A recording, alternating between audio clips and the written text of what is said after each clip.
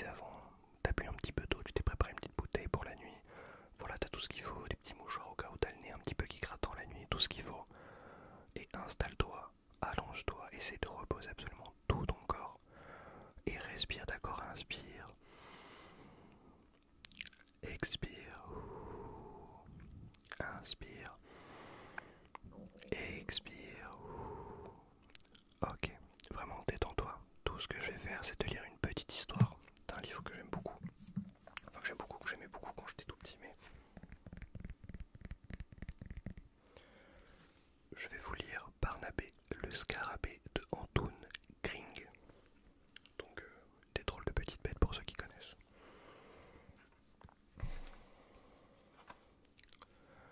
Donc, mets-toi bien confortablement. Voilà, en fait, aujourd'hui, ce soir, je suis ta mère qui te lit une histoire avant que tu ailles dormir. Ok. Dans le jardin des drôles de petites bêtes vivait un scarabée qui s'appelait Barnabé. Il avait un ventre bien rond et portait toujours sur la tête un chapeau de toile jaune. Barnabé était un artiste. Chaque jour, il allait planter son chevalet dans un coin du jardin et peignait pendant de très longues heures son sujet favori, les fleurs. Puis, le soir, quand il faisait trop sombre pour travailler, il repliait son matériel, remerciait les fleurs d'avoir posé patiemment et rentrait chez lui, sa toile sous le bras.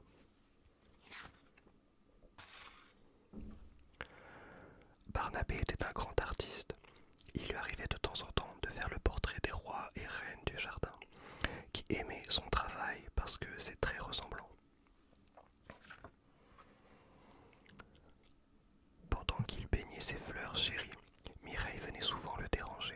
Elle tournait autour de lui et faisait des oh d'émerveillement à chaque fois qu'il posait son pinceau sur la toile.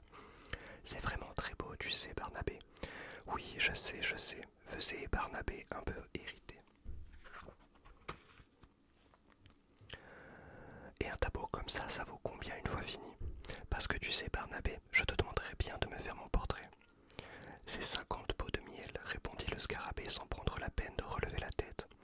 50, s'exclama Mireille.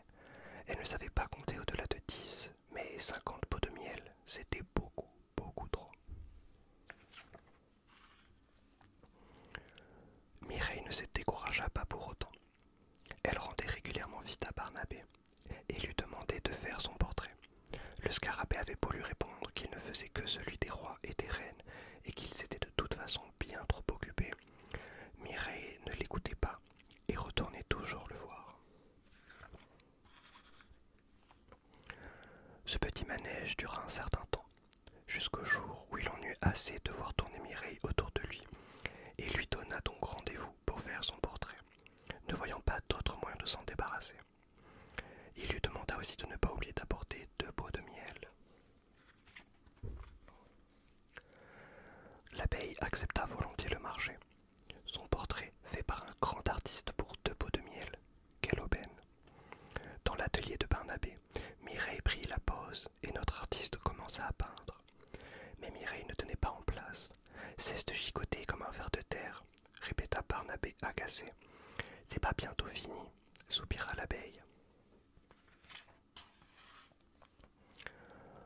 Voilà, c'est fini pour aujourd'hui. Tu reviendras demain et n'oublie pas d'apporter encore 2 pots de miel. On peut voir, demanda Mireille impatiente. Jamais on ne montre un tableau inachevé, répondit Barnabé. Le lendemain, puis le surlendemain, Mireille retourna chez Barnabé, sans oublier les pots de miel, mais elle n'avait toujours pas vu son portrait. Pendant que l'abeille posait devant lui, il peignait ce qu'il voulait, des fleurs ou des paysages. Au bout de 3 semaines, Mireille s'impatienta et se mit en colère. Elle ne savait pas combien de pots de miel elle avait apporté en tout, mais elle savait seulement que ça faisait beaucoup, beaucoup trop.